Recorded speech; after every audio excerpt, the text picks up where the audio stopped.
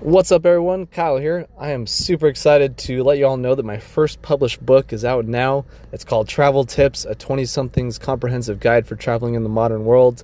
It's available on DoranceBookstore.com, I believe is the website. It's going to be available on Amazon and Barnes & Noble on their online websites soon as well. And you can also get a copy directly from me. You can just email me at ourtravelexperiences@outlook.com, and we can talk about a book, and I'll get a signed copy to you. I'm super excited to share it with you all. This was a dream come true for me, a bucket list item in the making, and I'm super excited to share it all with you now. So go check it out, everyone. There will be a link in the description below, and enjoy the episode.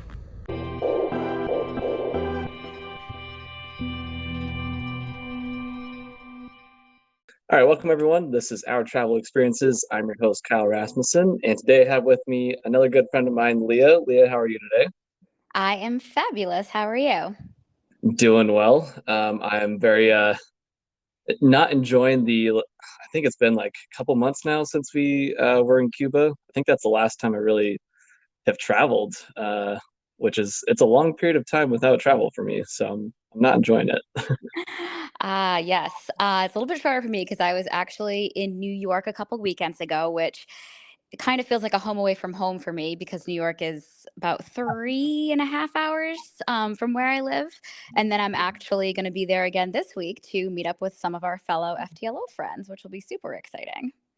Yeah, we were just talking about that before we hopped on. I mean, that sounds like a really fun. What I mean, such a cool idea to bring, like, alumni of the trip together. I think that's such a cool idea.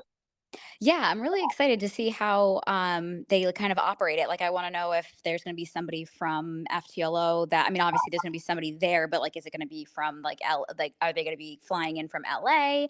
But I definitely think it'll be a really fun experience, and I'm curious to see if there's anybody from New England that decides to take the trip to New York because we are so close to New York. But our our New Englanders are very set in their ways of not wanting to leave the state always for little things like this. So we shall see. I'm excited though. I'll have to report back. Yeah, yeah, definitely. Let me know how that goes. But I see why you don't want to leave the New England area. I mean, it's beautiful. Definitely one of my favorite parts of the country. Yeah, honestly, I will say I we're very spoiled with the fact that there's just so much within 4 hours, which is Mhm. obviously a very easy drive. I mean, you have mountains, you have lakes, you have oceans and beaches, and just wildly different terrains and experiences, and not to mention the seafood. I mean, not to brag, but I do think that we have the best seafood in America. It is pretty good. I will give you that. All that cold water that we've got Yeah. in the Atlantic. That's funny. Yeah. So, we, for all the listeners, we met on the Morocco trip, as some of my last few guests did as well, and we all became really good friends. And um, I've really enjoyed getting to know you over the last 6 months. I guess we've only known each other. Yeah, wild. It feels like so much Wow, longer. that's crazy. Yeah, it was October. Wow, it feels like I a know. lifetime ago.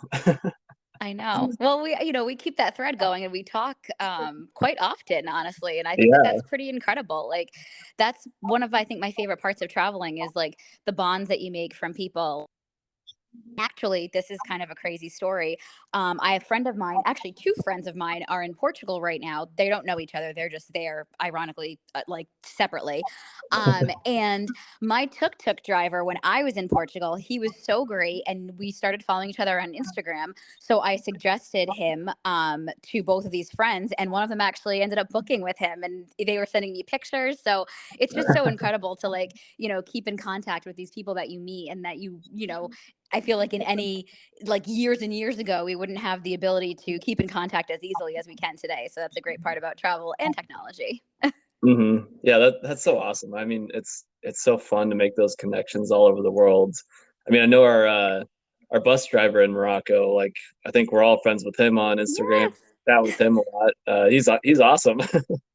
He really is such a nice man. Like, it was just so cool. It's like just meeting people and seeing how they live and the way they experience things is just a true joy, and is like just makes it such a humbling experience. And it really is true. A lot of it, especially as we know from Morocco, it is about the journey. Hmm. Definitely, definitely. Yeah, yeah. We spent a lot of time journeying together, but it was awesome. That was definitely one of my favorite experiences traveling abroad for sure. Um, Yeah, I agree. yeah. What so yeah, then we went to Portugal afterwards, which you were just sharing about. What have you been to Portugal before we went after Morocco? No, that was my first time, and I have to say I definitely wanna go back because I didn't really get to see Porto, and I didn't get to see the Hmm. Azores, and my best friend is 100% Portuguese. A lot of her family came over from there, and, they go often, so I definitely wanna go and explore it more. They just speak so highly of the the country and the islands and whatnot, so I'm definitely Hmm. excited to go back and explore. And it was just probably one of the more affordable countries, in terms of like food. It was incredible how inexpensive it is in comparison to everywhere else that I visited, and for the best quality. Like it was truly a joy. Yeah, yeah. Well, their seafood is pretty good too, I must Yes. say. Yes, it definitely was. Yep. I Yeah, know. no, that I agree. I mean, just seeing Lisbon was, I feel like it was a good introduction to Portugal, but it looks like there's so much more, and you can go up and down the coast there, and I think there's really a lot to see there.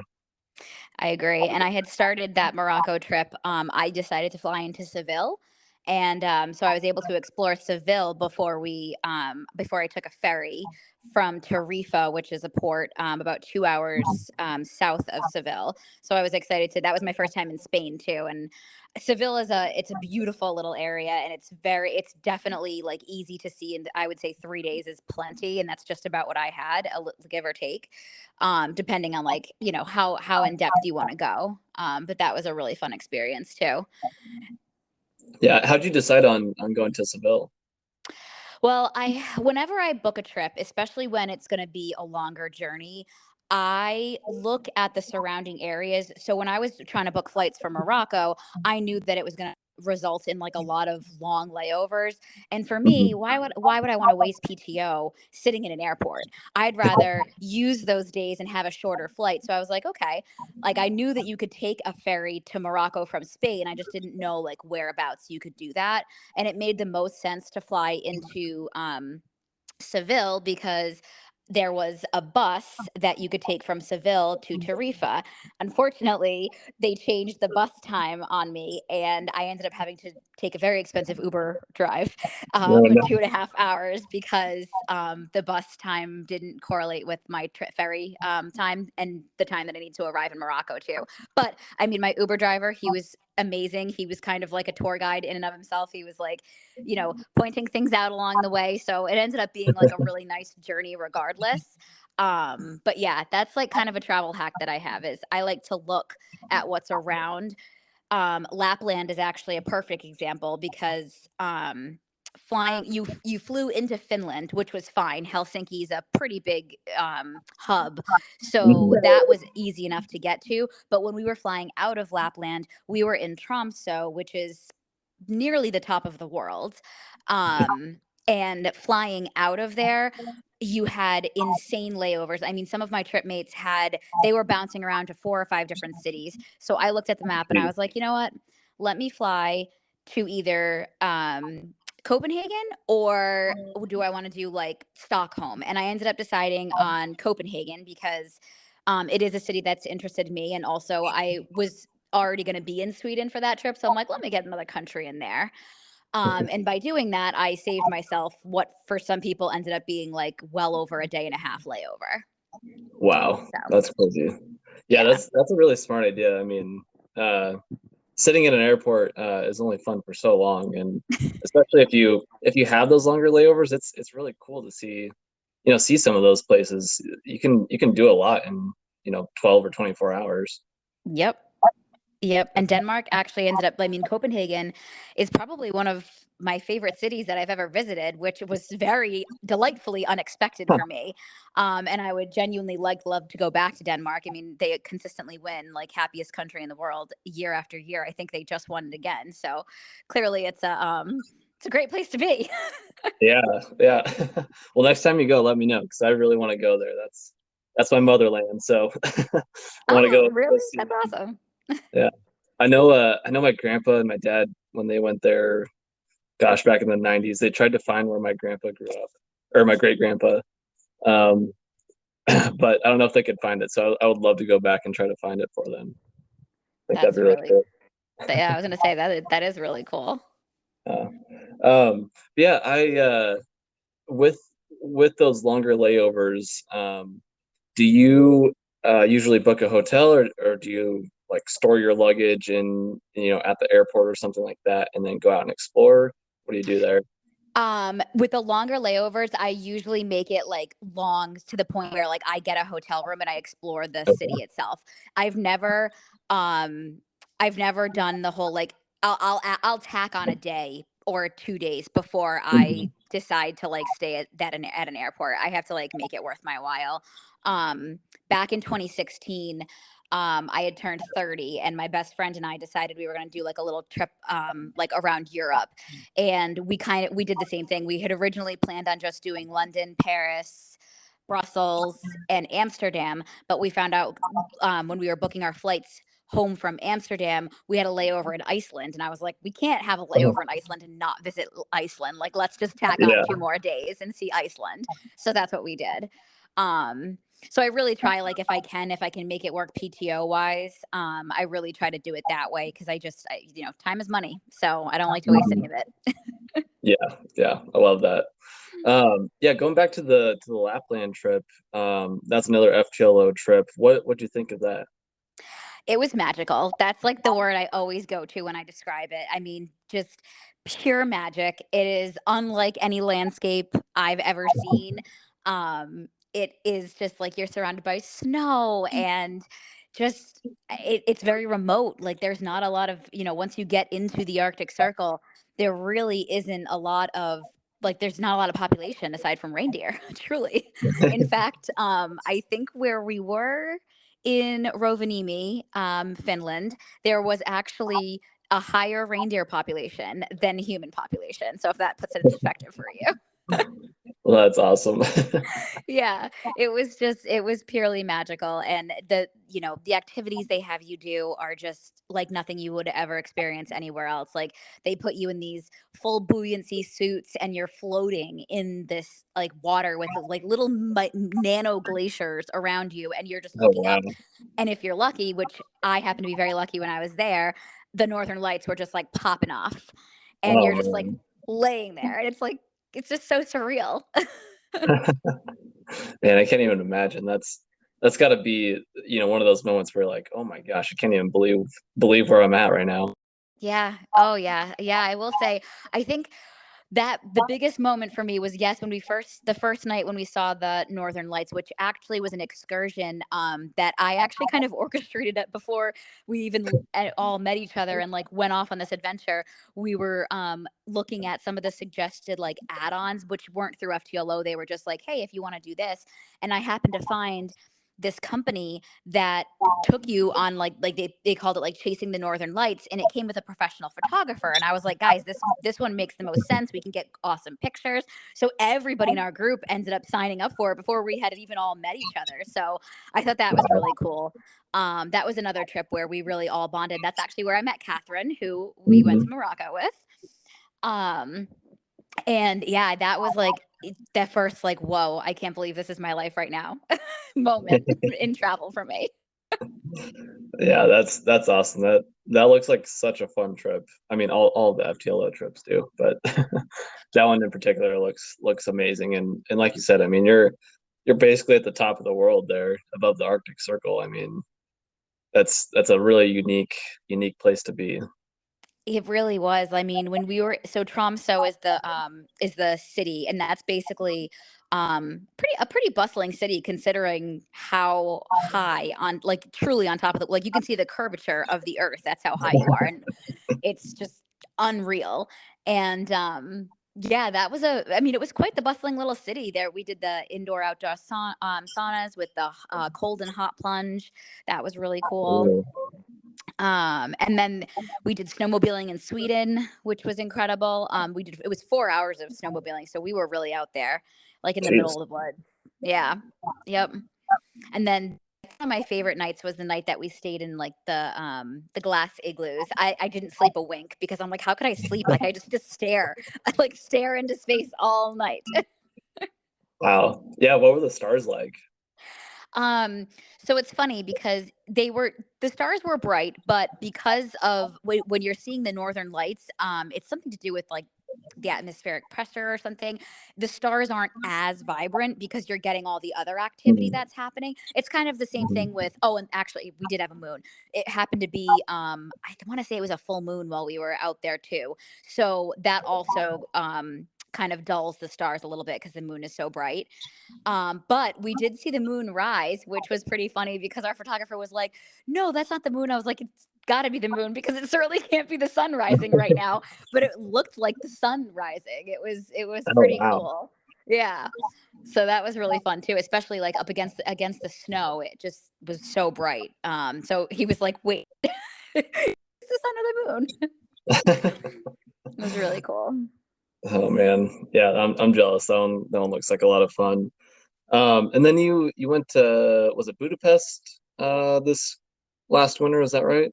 Yeah, I know. This past year was, I mean, 2022 was my biggest travel year of my life thus far. I was able to visit 9 countries, Wow. um, which is truly incredible, and I'm so fortunate that that was able to happen. My friend and I did Prague and Budapest for the Christmas markets, and highly recommend. Those two cities are definitely able to be like explored in a week, and that's exactly the time frame that we had.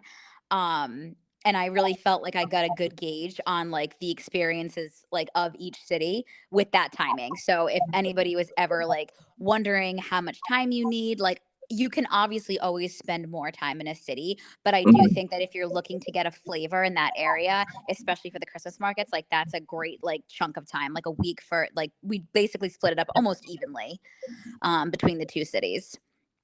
Yeah, and I'm guessing that's a pretty easy train ride between the two. Yes, it is a long train ride though. It was about 7 hours, but they Okay. do have like a red eye train, which is pretty much what we ended up taking. So we didn't lose any time because we used that time to sleep, which was Mhm. nice. And that was like the smartest way to do it because it gave us the ability to like not waste time traveling an entire day basically. Yeah. Um if we had more PTO, really is what it really came down to. But if we had more, we would have tacked on Vienna because the train does go through Vienna. It stops in Vienna. It's Okay. just Vienna is a larger city, and we wouldn't have had time to do all three. So that's why Okay. we just chose Prague and Budapest instead. But yeah, definitely fun during Christmas for sure. Things all decorated, all the food stalls, the little artisan markets, just seeing what people make with their own hands and then sell, like, it's just incredible. Yeah, those Christmas markets, especially in Eastern Europe, are absolutely insane. Have you Um, been to any yourself? yeah, I went to in Estonia and then in St. Petersburg in Russia. Uh, Ooh.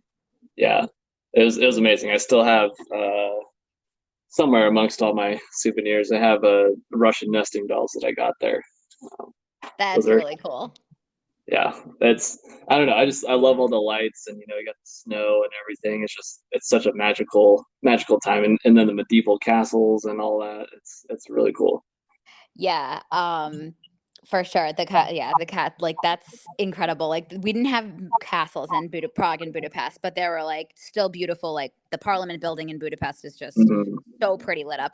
Actually, the stars there were really popping off. They were very. Really? There's a picture that I posted to my Instagram, and I couldn't believe the way my phone had and it was just my iPhone photo, but the way it captured the stars, I was blown away. I'm like, wow. Like, and then I felt like I was on that cruise.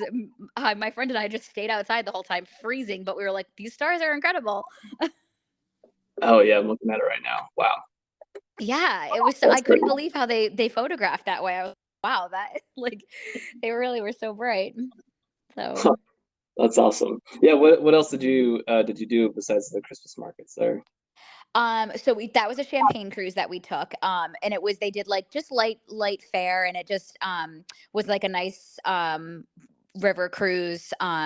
Didn't really talk about anything like history wise. It was definitely more so of like a booze cruise, if you will, but a little more elevated.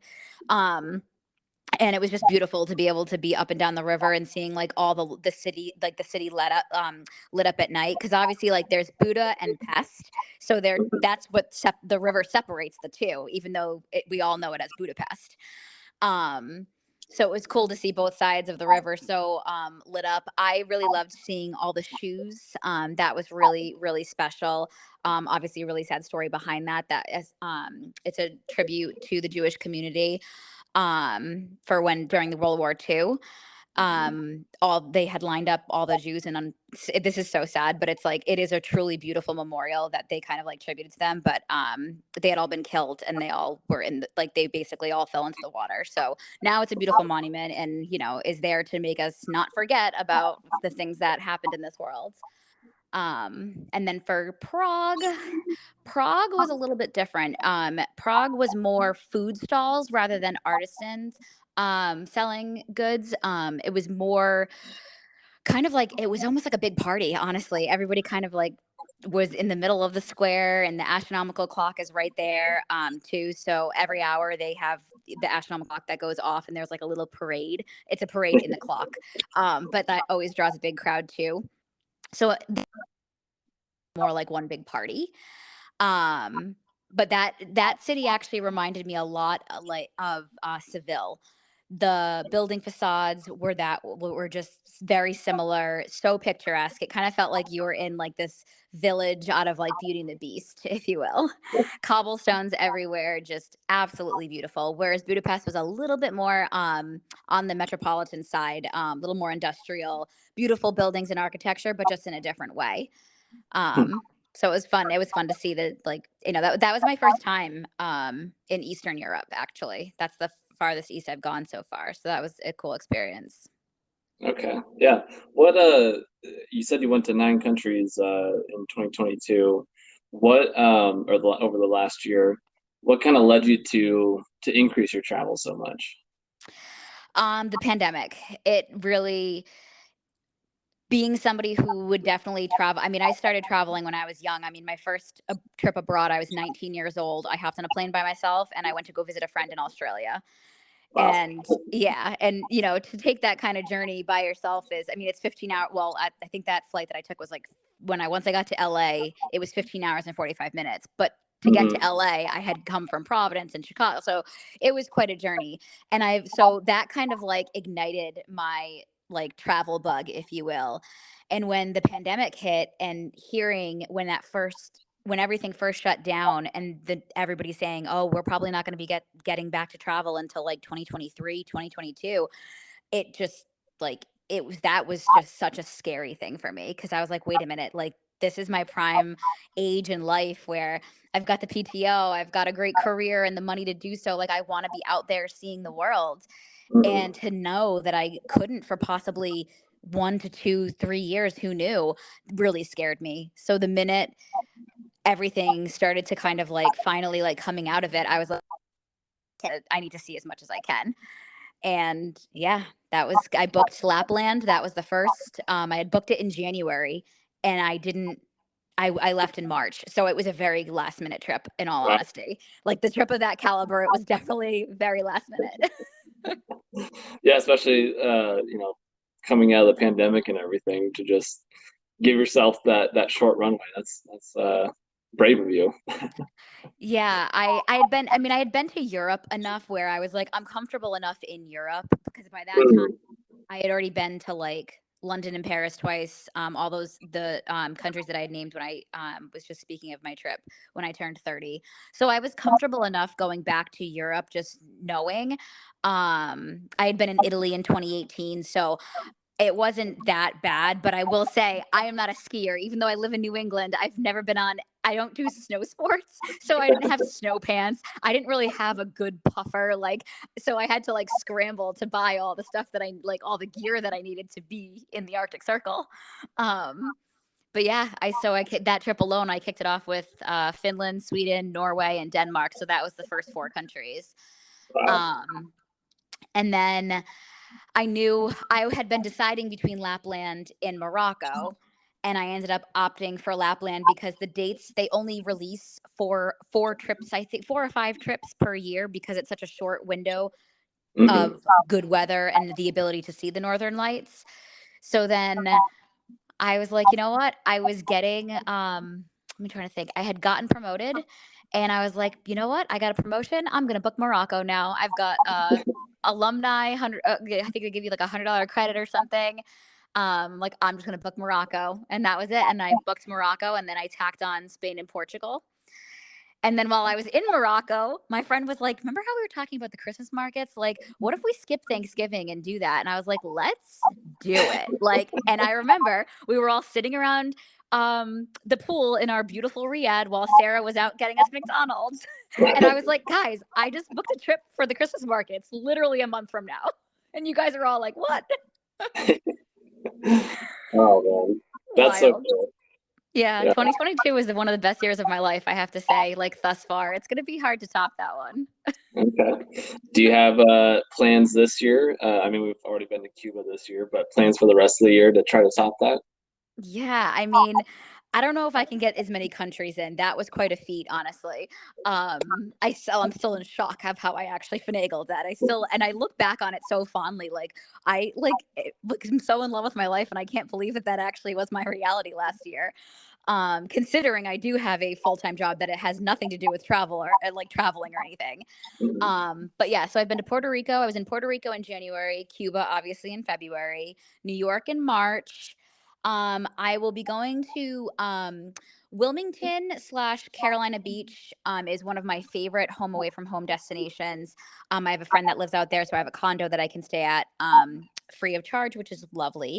And I usually go and work from out there, so I'll like spend the week, but I'll be like working from there and then just enjoying the beauty of North Carolina. And that area of North Carolina, I feel like, is a truly hidden gem. So I'll probably be doing that in May. June, I have booked a little national park road trip. So we're flying into Jackson Hole, my friend and I, and we are doing um, Grand Tetons, and then we are renting a car and we're driving up to Glacier National Park and doing Glacier National Park in Montana. And then we are driving up to Banff in Canada and we're doing Banff. And then we're driving back and flying back out of Jackson, Wyoming. That's gonna be such a great trip. Yes, I'm really excited for that. I think we're doing that for about I think it's like 10 or 11 days or so we can make sure we give ourselves enough time in the areas. So Mhm. I'm excited for that. And then I haven't booked it yet, but I am going to do the Bali trip with FTLO again, another Okay. FTLO trip. And I'm leaning towards either over Labor Day or over Columbus Day. Because that's how you get to travel a lot. You got to get the free PTO days in there. Yeah. Yeah, that's a good tip because it's one extra day you don't have to worry about kind of thing. Exactly. Yep.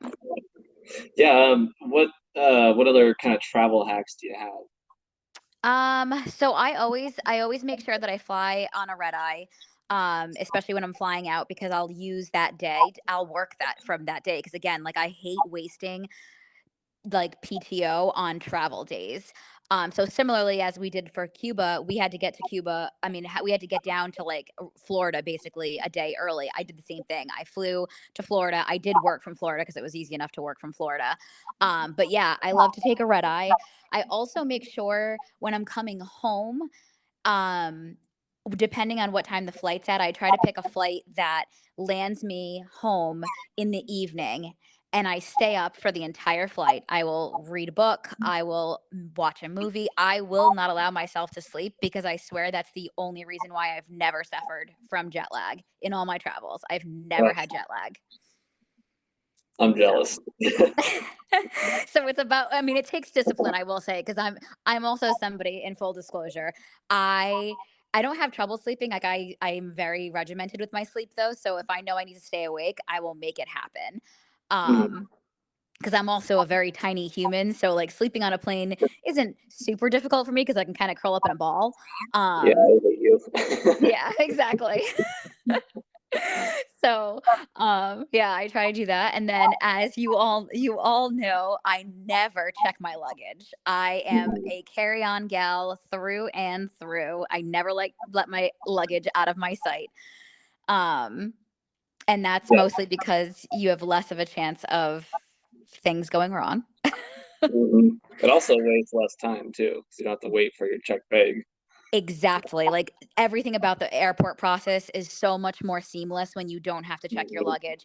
And like, Becca said to me what she said in our thread the other day. She goes, "It still amazes me how you fit so much in those tiny suitcases." But I mean, I guess my hack for that is actually a hack that my friend taught me. The lay flat method. I used to roll. I don't roll anymore. I fit so much more with the lay flat method, and I'm big on, I don't know, ladies, if you shop at Sephora, utilize those free samples that you get, because at the end of the day, you don't need to take full size product with you. It's okay if your skincare regimen is not like the same that it is every other day. Like for 2 weeks, it's totally fine. Um that's like another I feel like that's another space saver that I have. Yeah, that's a really good idea. I never really thought about that, but yeah. Yeah, yeah, for the gal. I mean, it's a waste of space for me. And you know me, I love my outfits, I love my fashion. So I have to make sure I've got my outfits going on. Mhm. Yeah, for all the listeners, the best fashion on all the trips, with FTL that we've been on is definitely Leah. You are too kind. Her Instagram is just very good fashion. Oh, yes, the fashion and travels. That's basically what my Instagram has become, honestly. Yeah. Great outfits in even greater places. Uh-huh. Exactly, exactly. But That's yeah, funny. you would never know it by looking at my photos, but I truly am a very light packer. Um yeah, I just prefer it that way. I like to travel with at least with the least amount of baggage I can. Mhm. Yeah, well, that's nice. I mean, it's less you gotta worry about, it's less you have to lug around, from place to place, and, um, yeah, I just feel like it's so much more efficient, and you realize, you don't actually need everything that you're used to back home. Oh yeah, exactly. Like even in Morocco, I was mad at myself because I'm like, I brought an extra pair of sandals that I definitely did not need to bring with me, and I was so mad because I'm like, oh, we got that tagine that we ended up like both me and Yeah. Catherine left ours behind. I mean, we gave it to Sarah, which was great because she had been moving and she didn't have whole lot of stuff, so that was actually like very serendipitous. But like things like that, you have more room to take stuff back with you. Mhm. Yeah, That's yeah, always exactly. It's always that's it's always always good to leave room for those souvenirs. Yes, exactly. And it was nice in Cuba where we like all of us had donated like all the extra stuff that we didn't need. So that all freed up our suitcases in Cuba. So that was great. Mhm. Yeah, yeah, yeah, I mean, you are, definitely, the packing queen, I would say. Thank you. Um, I appreciate that. And I also kind of live by that notion where, especially even if you're traveling out of the country, if you're going to Europe, for instance, everything that you get here in the US, you can get in Europe, like even down to mhm. basic pain medication, like so thinking about that, like, okay, if I forget my charger, I know I can buy another one. Apple is worldwide. Like, Mhm.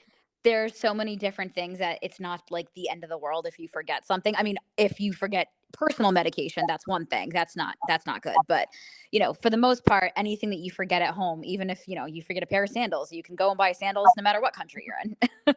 Yeah. So, Yeah, I know that's a hard one for me to remember. I'm always like, "Oh, I wanna bring this and this and this, so I don't have to worry about it at all." But then I'm like, "You know what? I'm taking up all this space, and I don't need all these shirts. If I need an extra shirt or something, I can always go buy one, or go buy a shampoo or something if I need it.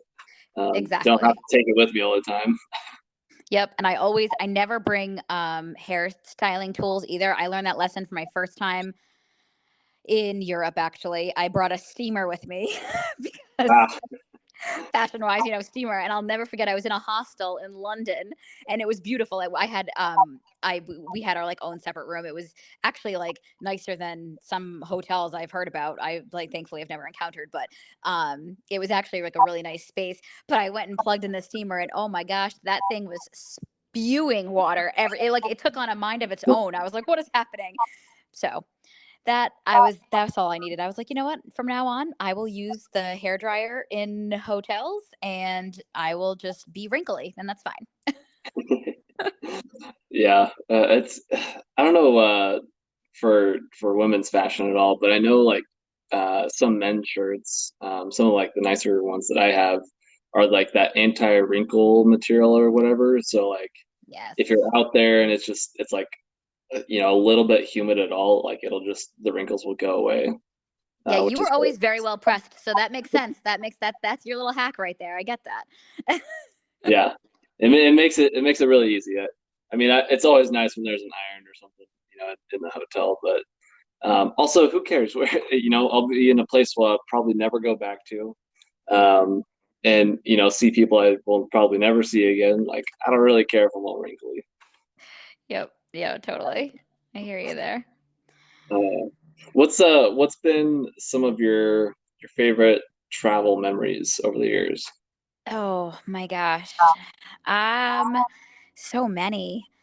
Honestly, it's so hard to pinpoint one, but I will say, my first time in Paris was magical for me because I obviously love fashion so much. Um, I mean, I remember just like sitting in the park where the Eiffel Tower was and just like staring at it. And I was there during the day, and then I was there in the evening to see like the light show, and it was just Paris had always been so idyllic to me, and I just absolutely loved it. And I went back again, and I need to go back again, honestly, because it was just so magical to see a city that I had, aspired to visit for so long, and then it got to be a reality twice for me, which was incredible. Um, and Morocco, honestly, I just remember sitting on the top of a sand dune by myself while you guys were all down, at camp and whatnot. And I was like, just looking up at the stars and the moon. And I'm like, oh my gosh, like, this is so incredible. Like, I'm sitting at the top of a sand dune in the middle of the Sahara Desert with a bunch of strangers that don't even feel like strangers at this point. And I was just so in awe with the country itself and the experience and the people. I mean, that really made it even more incredible for me. Mhm. Um, Seeing the Northern Lights, I didn't get to see them when I was in Iceland, which I kind of knew going into it. It was too early in the season. But seeing the Northern Lights was just another experience that a lot of people, even when they go chasing them, they don't find them. And we were lucky enough to see them in every country we visited. So we saw them twice in Finland, once in Sweden, and then once or twice in Norway, actually.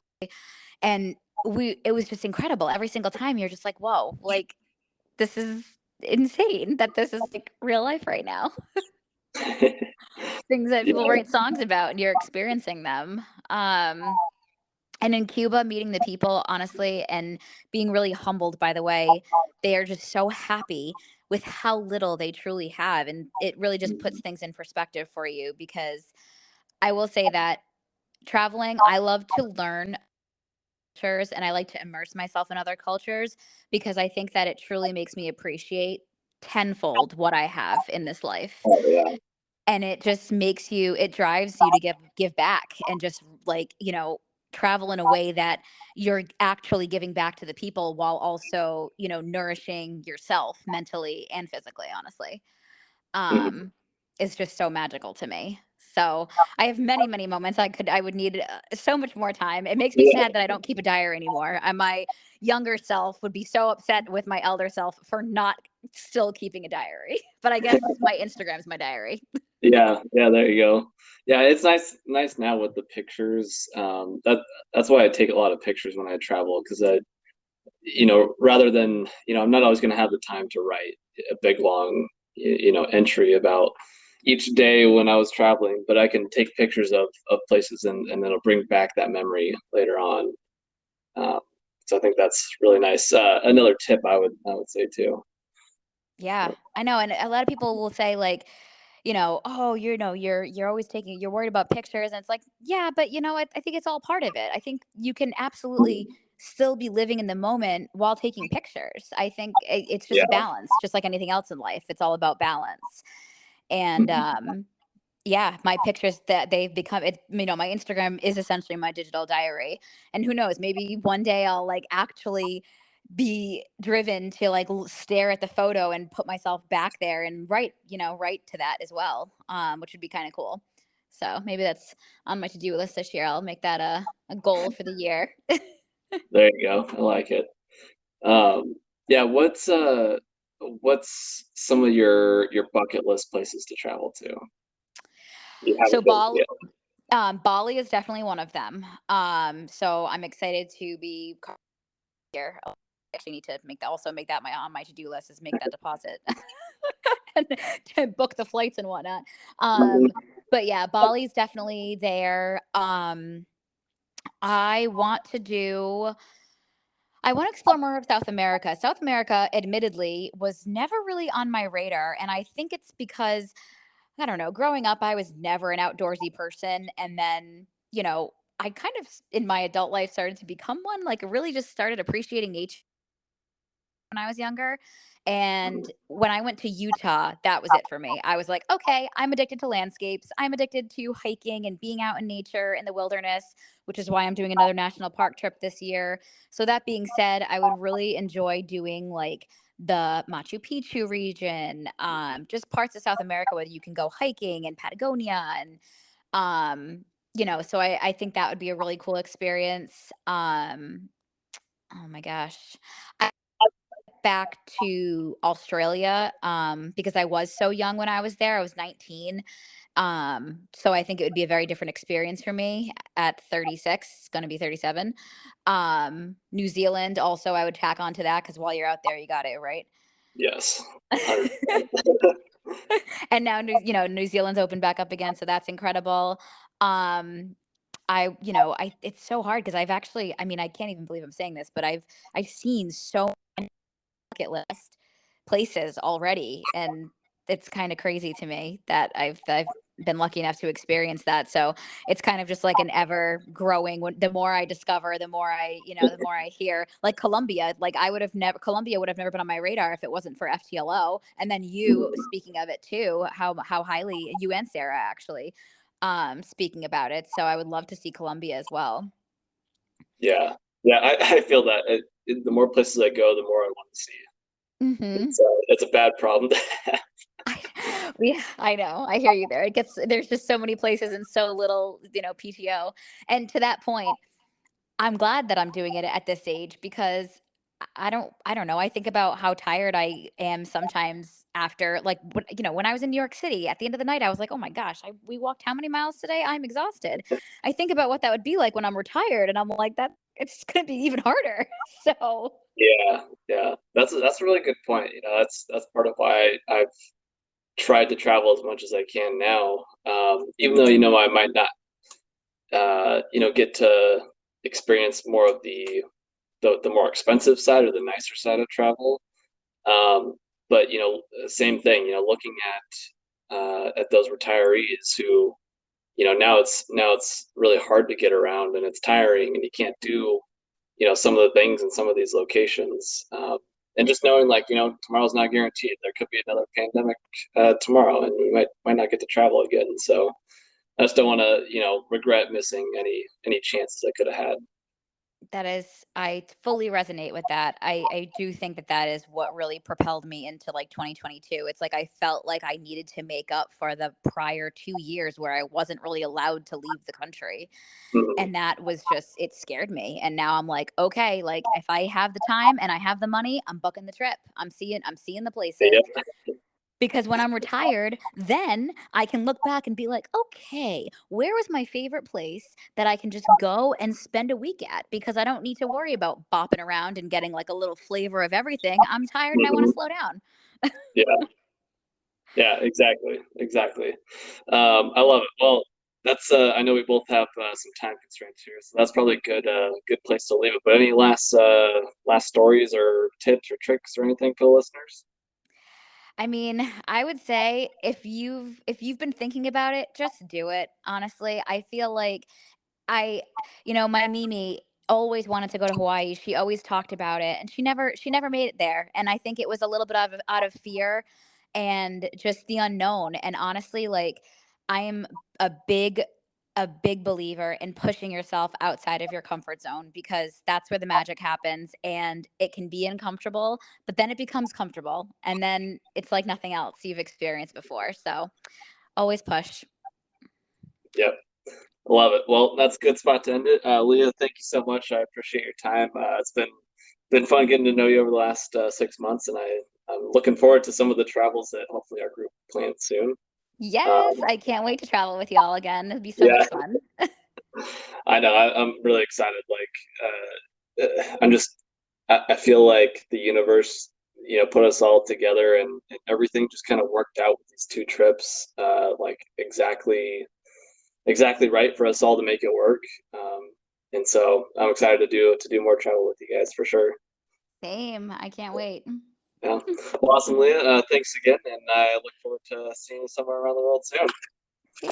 Bye. All right, bye.